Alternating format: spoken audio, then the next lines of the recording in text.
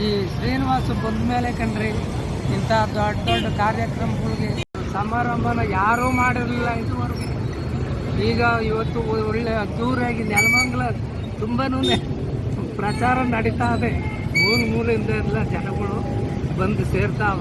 ನನ್ನ ಆಶೀರ್ವಾದ ಮಾಡಿದ್ಕೆ, ನನ್ನ ಈ ಕ್ಷೇತ್ರದಲ್ಲಿ ಸೇವೆ ಮಾಡಲಿಕ್ಕೆ ಅವಕಾಶವನ್ನ ಮಾಡಿಕೊಟ್ಟಿದ್ದಕ್ಕೆ ನಾನಿವತ್ತು ಆ ಸಮಾಜದ ಋಣವನ್ನ ತೀರಿಸ್ತಕ್ಕಂತ ಪ್ರಾರಂಭಿಕ ಅಂತ ಹೇಳಿ ನಾನು ಬಯಸ್ತೇನೆ. ಏನು ನಾನು ಒಕ್ಕಲಿಗರ ಕ್ಷೇಮಾಭಿವೃದ್ಧಿ ಟ್ರಸ್ಟ್ಗೆ 35,000 ಅಡಿಯನ್ನ ಜಾಗವನ್ನ ಮಾಡಿಸ್ಕೊಟ್ಟಿದ್ದೇನೆ. ನೀವು ಈಗಾಗಲೇ ಗುರುತು ಹಿಂದೆ ತಮಗೆ ಮೀಸಲಿಟ್ಟಂತ ಜಾಗ ಇದೆ, ಅದನ್ನೇನು ಕಾನೂನಿನ ಚೌಕಟ್ಟಿನ ಪ್ರಕಾರ ತಮಗೆ ಬರಬೇಕು, ಅದು ಸ್ಥಳ ಪರಿಶೀಲನೆಯನ್ನ ಮಾಡಿ ಆ ಜಾಗವಾಗ್ಲಿ ಅಥವಾ ಈ ತಾಲೂಕಿನಲ್ಲಿ ಬೇರೆ ಯಾವ್ದಾದ್ರು ಜಾಗವನ್ನಾಗ್ಲಿ 100ಕ್ಕೆ 100 ನಾನು ನಿಮ್ಗೆ ಮಂಜೂರು ಮಾಡಿಸ್ಕೊಡ್ತಕ್ಕ. ಹೇಳಬೇಕು ಅಂತಂದ್ರೆ ಕಾಂಗ್ರೆಸ್ ಬಂದಾದ್ಮೇಲೆ ಏನು ಮಾಡಿರ್ಲಿಲ್ಲ. ಸೇಫ್ ಕೆಂಪೇಗೌಡರ ತರನೇ ಎಲ್ಲ ತರನು ಇಲ್ಲಿ ನಮ್ಮ ನೆಲಮಂಗಲ ಜನತೆಗೆ ಏನೇನು ಬೇಕೋ ಎಲ್ಲ ತರನು ದೊರೆತಿದ್ದೇವೆ. ನಮ್ಮ ತಾಲೂಕಲ್ಲಿ ಮಾಡ್ತಾ ಇರೋದಕ್ಕೆ ನಮಗೆಲ್ಲ ಸಂತೋಷ ಆಗಿದೆ. ಕೆಂಪೇಗೌಡ ಜಯಂತಿ ಮಾಡ್ತಾ ಇರೋದು ತುಂಬ ಸಂತೋಷ ಆಗಿದೆ. ಅಭಿಪ್ರಾಯ ಅಂತಂದರೆ ತುಂಬ ಚೆನ್ನಾಗಿ ಮಾಡ್ತಾರೆ, ತುಂಬ ಅದ್ಭುತವಾಗಿ ನಡೆಸ್ಕೊಂಡು ಮಾಡ್ತಾರೆ. ತುಂಬ ಖುಷಿ ಅನಿಸ್ತದೆ ಜಯಂತಿ ಮಾಡೋದಕ್ಕೆ.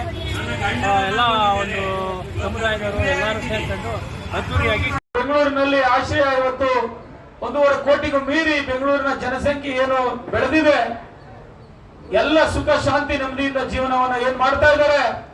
ನಮ್ಮ ನೆಲಮಂಗಲ ತಾಲೂಕಿನಲ್ಲೂ ಸಹ, ನನ್ನ ವಿಧಾನಸಭಾ ಕ್ಷೇತ್ರದಲ್ಲೂ ಸಹ ಎಲ್ಲ ವರ್ಗದ ಜನತೆಗೆ ಅವರ ಸಮುದಾಯದ ಚಟುವಟಿಕೆಗಳನ್ನ ಮಾಡಲಿಕ್ಕೆ ಜಾಗ ಕೊಡುವುದರ ಜೊತೆಗೆ ಅವರು ಇಚ್ಛೆಪಟ್ಟಂತೆ ಸಮುದಾಯ ಭವನವನ್ನ ಅವರ ಜನಸಂಖ್ಯೆಗೆ ಅನುಗುಣವಾಗಿ, ಅವರ ಶಕ್ತಿಗೆ ಅನುಗುಣವಾಗಿ ಮಾಡಲಿಕ್ಕೆ ನಾನು ಸಹಕಾರವನ್ನ ಕೊಡಬೇಕು.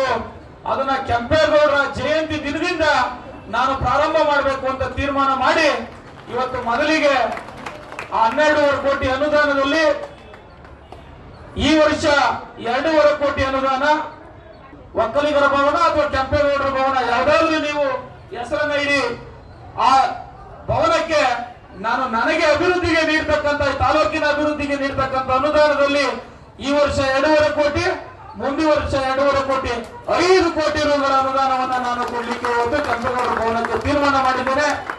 ಇದರ ನೀರು ನಕ್ಷೆಯನ್ನ ಕಟ್ಟಡಕ್ಕೆ ಬೇಕಾದಂತ